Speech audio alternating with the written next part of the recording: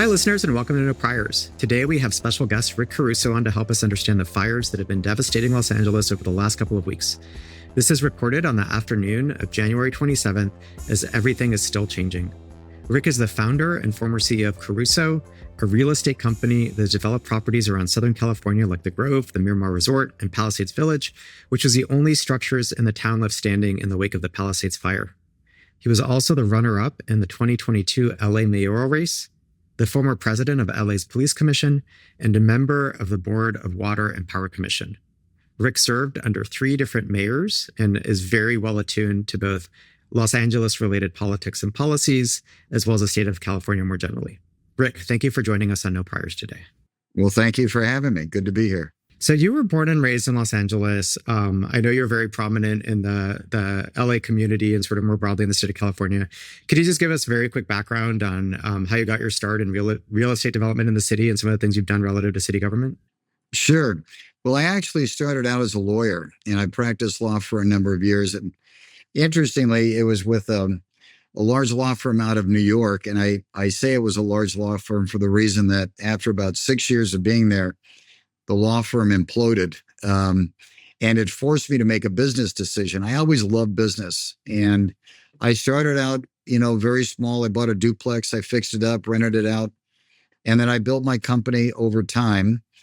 And what I realized is what I really love doing is being around people and, creating spaces that people enjoy. And the retail sector was the space that I could do that, and began building very small retail centers. And one by one, we built the Grove, we built the Americana brand, Palisades Village. And I've got an incredible team of people, and they're smart and innovative. And we've been able to accomplish some really good things. That's great. Yeah, one of the other key threads of your life has really been public service. And I believe that you've served under 3 different mayors in LA over time. You were the runner-up in the 2022 LA mayoral race. You were former president of LA's Police Commission. You've had a variety of roles. Can you tell us a little bit about your public service engagements? Yeah, I appreciate it. I'm a big believer in public service. I enjoy it, and I just think it's an important thing to do. So at a very young age of 26, Tom Bradley tapped me to be on the board of the Department of Water and Power, and I then became president. After that, Dick Reardon asked me to go back on the board. So I was at DWP for about 13 years. And then after that, Jim Hahn, the mayor at the time, asked me to head up the police commission because LA back then was having really rising crime. We were losing a lot of police officers, very similar to what's happening today. And to come in and turn LAPD around. And I did. I brought in Bill Bratton as the chief of police at the time. And we were able to get crime down to levels not seen since 1950. So I'd been very fortunate to have been involved in government service. And reason I decided to eventually run for mayor was because I saw what could be done, especially if you're not beholding to worry about getting reelected, if you're just focused on doing the right thing. And it becomes a very powerful mindset to have. Mm-hmm. Something that I'd love to delve into in a couple of minutes as we get into all this, and in particular, some of your thoughts on crime and, what can be done today. I think one of the main topics we were going to talk about was also just the fact that LA has now been hit by a number of really terrible and significant fires of sort of historical proportion. And, there have been historical precedents in terms of the Bel Air fire of 1961. But it looks like the severity and frequency of fires across the city and state have been escalating, with this one really becoming one of the costliest in history on multiple levels, the human level as well as the financial level. What is behind this trend? Are wildfires getting worse due to climate change? Is it other factors like policy, deterring infrastructure, negligence? Like what do you think are the causes here? All the above. I mean, listen, I don't think you can doubt that there's an impact of climate change. So let's just say that's a given. But the Palisades fire was fueled by 40 years of brush that was never managed. And so you have an enormous amount of brush in those hills behind the Palisades. And when you had the winds coming up, the city was not prepared adequately to deal with it. The fire department was not properly deployed to deal with it. To be in the second largest city in the United States and to run out of water and have fire hydrants empty is completely insane. So there was a series of things, but it really starts with, frankly, incompetent leadership that wasn't prepared for something like this, like clearing brush, like making sure the reservoirs were full. There's a whole reservoir that was empty that was drained because they wanted to have repairs on it. Well, we had a fire in Malibu 10 minutes from the Palisades fire 3 weeks before. That's probably a pretty good sign that we needed to be prepared, and we knew the winds were coming. So unfortunately, I think it's border negligence. There's no doubt in my mind, but it's clearly bad planning, bad leadership. And maybe you couldn't have prevented the fire. I'm completely convinced you could have substantially mitigated the fire. We've lost the equivalent of 2 Manhattans in terms of land sizes. It's an unthinkable amount of devastation that's out there.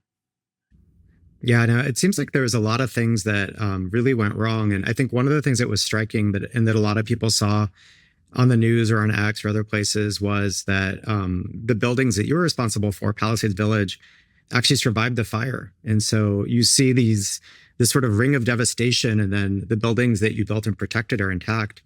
Could you tell us a little bit more about some of the basic things you all did to protect that structure and how that could have been generalized to the rest of Palisades? Yeah, no, it's a good lesson on being prepared, but it started with design. Knowing that we were building in an area that was prone to fires. We did not build with any combustible materials. There's no combustible materials. Even what looks like wood is concrete, formed to look like wood. And so that's the first level of defense.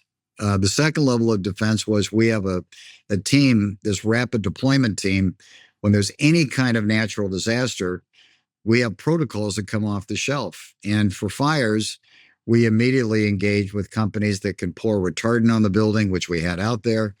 We had backup water systems out there, and we had a private firefighting department out there because we had been through this about 6 years prior when we were building the Rosewood Miramar Beach Hotel with the fires up in Montecito. And what we do know is, as a owner of a commercial property, we don't want to be taking resources away from protecting homes.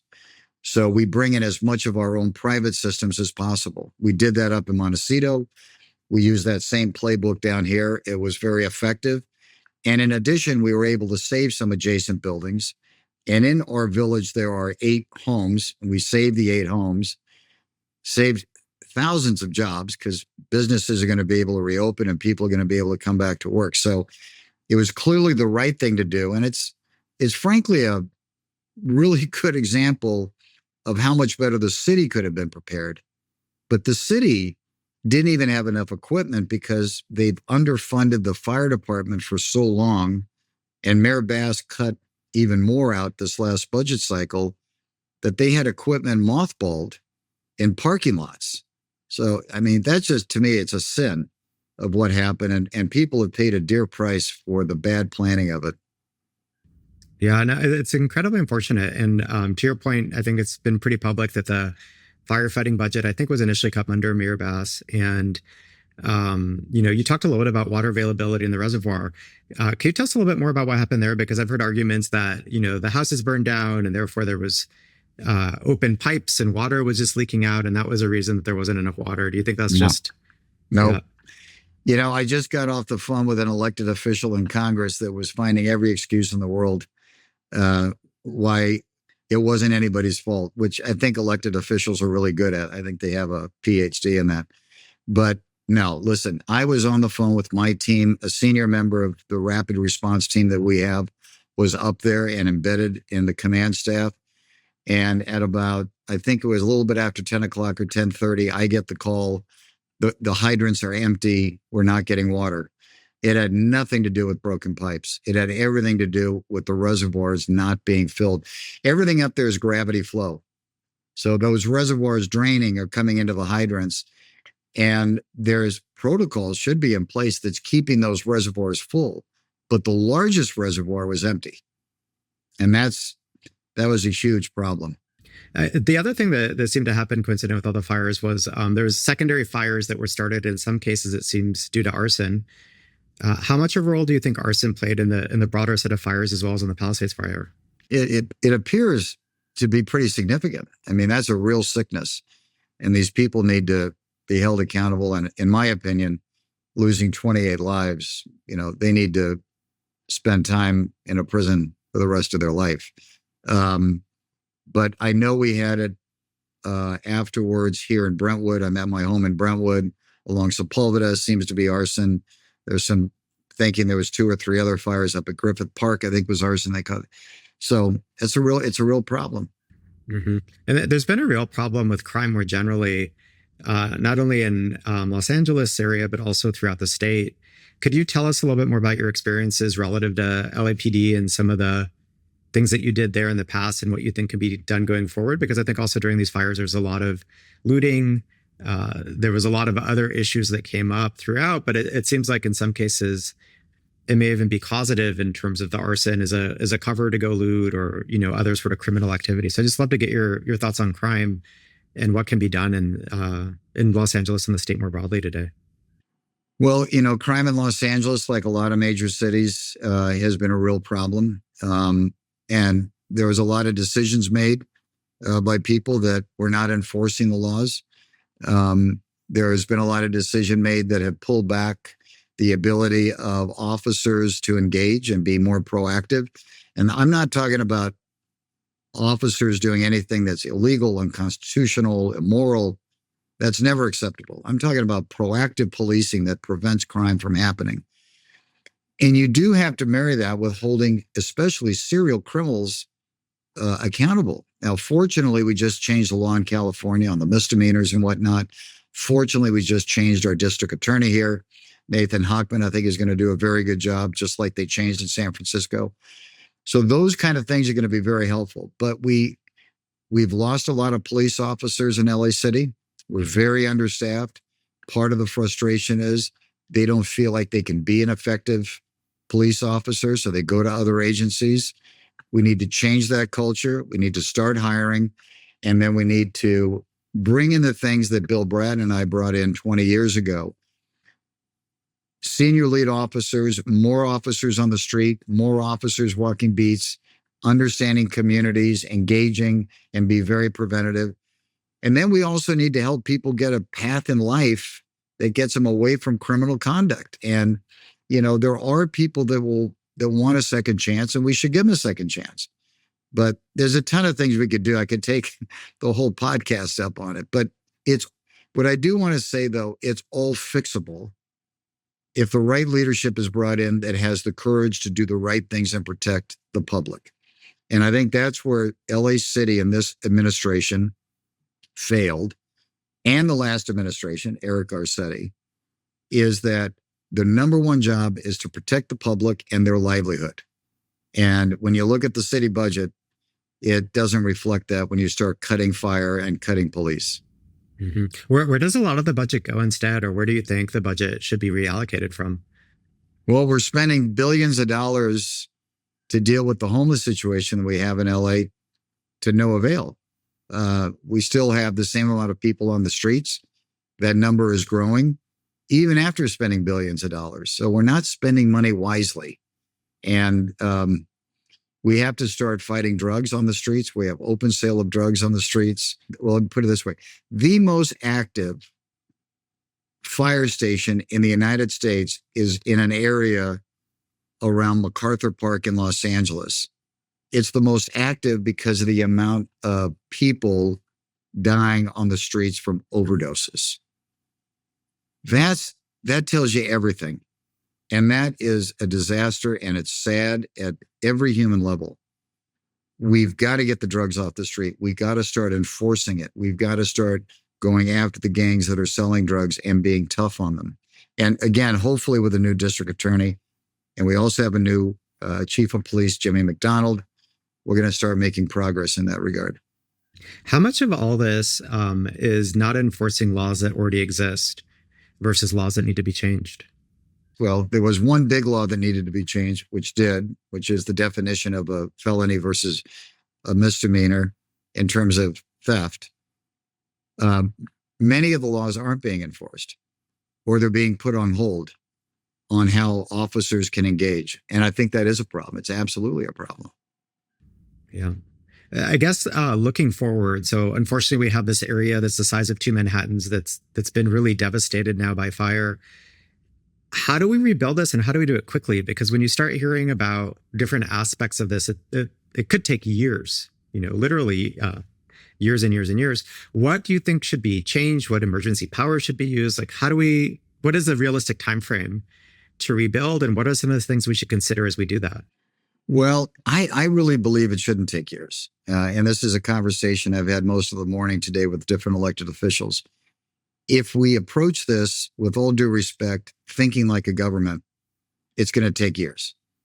If we approach this thinking like a business person and putting it in business terms and have the only thing worth thinking about is what's in the best interest of these residents to get them back in, then you would quickly run a schedule along parallel paths, break down the area into different quadrants, bring in different contractors for cleanup and infrastructure, and incentivize them on a success timeline that gives them a win for moving quickly at the level of quality that we expect.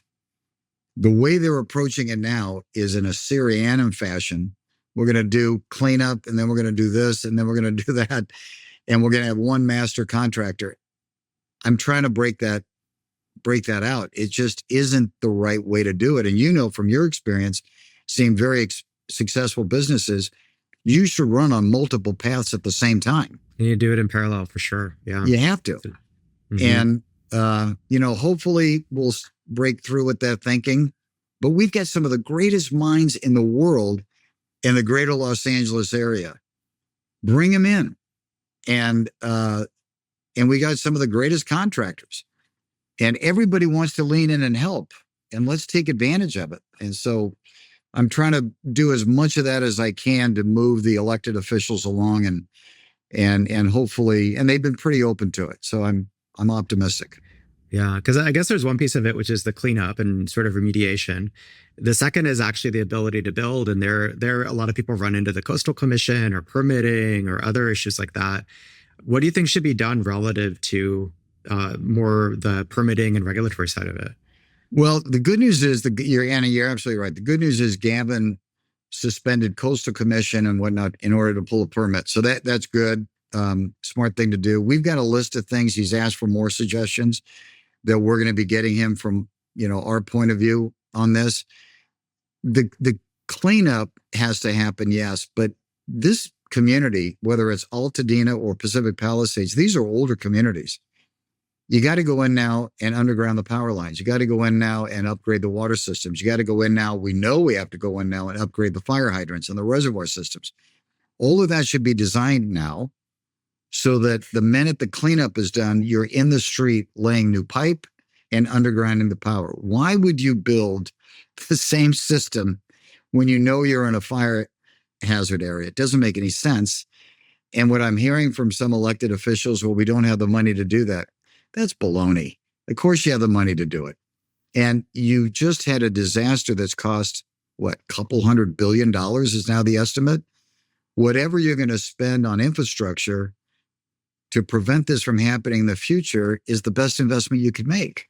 This goes back to like what you do. It's just basic business sense. It's not complicated. So the more of us that can help our elected officials think through this in a different fashion is going to be really, really important. And I would really suggest to people strongly, stay engaged, stay active, and be pushing your elected officials to do the right thing here. We've got people's lives at risk. We got thousands of people who've lost their jobs. They have nowhere to sleep tonight, right? This is really a human disaster to the greatest degree that I've ever seen. Mm-hmm. How quickly do you think we could get into a place where we're starting to rebuild? A year. If we do the things you say, a year. Yeah. Shouldn't be past a year. Mm-hmm. Maybe the hazardous cleanup is 3-4 months. The infrastructure is going in right after that. People will end up spending maybe a year to redraw a house, blah, blah, blah. Permits should all be very easy to get. All the costs should be suspended. And then we start mobilizing. Is there going to be supply chain constraints? Yes. All of those things are going to have to be dealt with. But there's a great opportunity here to have these communities literally come out of the ashes in a year. That would be my demand if I was king for a day. Put together a program that allows people to start building in a year. Could it be done faster? Could we get there in 6 months? Could we get there in 3 months? I just wonder if, to your point on parallelizing, could you parallelize certain aspects of infrastructure building with cleanup? Are there other ways to kind of move even faster than that? Maybe. I like the way you think. I think that's great. I think once you get all the toxic waste out of there, then you can start doing a lot of things at the same time. And it's about getting the toxic waste. But listen, if there was a schedule that showed 6 months, I'd be all in. I'd be all in. Yeah. And then I guess as we rebuild, sometimes there's real opportunities to do new things, right? So we have a large area that now has been unfortunately decimated. Right. To your point, there's environment remediation that needs to happen. And one of the things that seems to have been lost from society is things like public artworks or monuments or public centers of different sorts. Is there anything you think we should put in place as we rebuild that we couldn't have had before? Because there's little environmental impact because there's no environment in some sense, at least for the time being. Should we build large scale public art or parks or anything else into some of these spaces that have been decimated? Yeah, no, and it's a great idea. And I was with a group the other day that wants to rebuild the Pali Rec Center. But now there's a wonderful opportunity. Let's make it the state-of-the-art rec center, right? With all the things to support the kids in the surrounding area up there. And maybe that park gets bigger. Maybe there's an opportunity now that you can grow the size of that park. But certainly the infrastructure of that park, just the infrastructure of the whole town in terms of communication. There's things that are going on around the world that we should be studying. There's asphalt that gets laid down to help charge your car as you're driving. I think you got to think big. To your point, you have this open palette. You have this once, hopefully, in multi-generation opportunity to do something to make this community as dear and as sweet and as wonderful as it was, but also a city of the 21st century in terms of sustainability. We should be recycling the water up there, using it on the park. Our village takes all the irrigation water, holds it, we contain it, and then we ship it to the park. All of those kind of systems can be put in now, and not holding anybody up from building. That goes back to the parallel path. Yeah. So in 2021, 2020, right around there, California ran a massive surplus of almost $100 billion. And that was just 3-4 years ago. And it's really unclear to me what actually happened to all that money. And now we're running a big deficit. Where do you think California more broadly should be investing in its own future? And what are the big things it should go fix right now? A lot of it goes back to infrastructure. I was on the governor's committee, the COVID committee and whatnot. I was amazed to learn how many kids did not have access to the internet. This is the 5th largest economy in the world. And we had kids that had to go home for school, but couldn't connect on the internet. How could that be? We've got demands on our power grid that are exceeding what we can supply. We need to go fix that.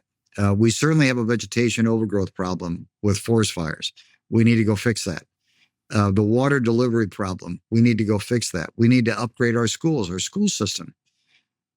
I think we get back to basic things of saying, what would make residents of Los Angeles lives better and more livable and safer and give them an opportunity to prosper? And let's organize our budget dollars around that. And we have to start prioritizing. But to your point, how did we blow so much money? I really don't know.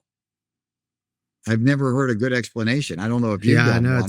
It just somehow went somewhere. Yeah, which is really unfortunate, because if you look at the analogy that I've heard made is that basically California is almost like a petrol state, right? You have these countries, and if they have huge natural resources, they often end up in a downward spiral because they have so much money. It leads to corruption, misspending, et cetera. And so some countries like Norway have set up a sovereign wealth fund where the wealth from their oil goes into that fund, and then it's used to fund infrastructure projects over time. It's used as almost like a piggy bank.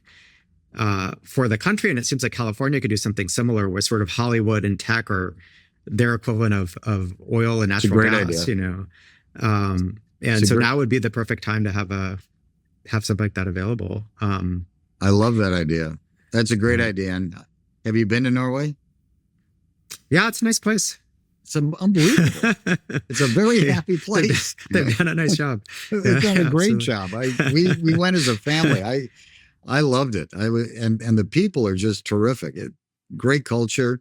But to your point, and that sovereign fund, as you know, is one of the largest sovereign funds in the world. They can't spend it quick enough because it grows so fast. But their education system, their health system, their employment system there is really remarkable. I agree with that. What are your future aspirations relative to public service? You obviously have huge depth of experience. You've shown extreme competence around all the things that you've done over time. I'm just sort of curious, what do you want to do next, or how are you thinking about the next chapter? Well, the chapter I'm thinking about most is this one, as a private citizen, doing as much as I can to support the city, the state, the federal government through the lens of all the residents that want to get back in their home. Beyond that, I don't know. Listen, I obviously have a history of public service. I love it. If there's an opportunity down the road, I'll take a look at it. But it's just not sort of on the plate in front of me right now, because I don't want to do anything now that sort of hurts or changes the perception of why I'm doing this. This isn't about politics. The problems we have now are so much bigger than politics. And that's why I just want to focus on helping out. And then down the road, we have a lot of time to figure things out. Mm-hmm. Amazing. Well, thank you so much for the time today. Really appreciate it. And thank you for sharing your insights. Great being with you. Thanks for your time. Find us on Twitter at NoPriorsPod. Subscribe to our YouTube channel if you want to see our faces. Follow the show on Apple Podcasts, Spotify, or wherever you listen. That way you get a new episode every week. And sign up for emails or find transcripts for every episode at no-priors.com.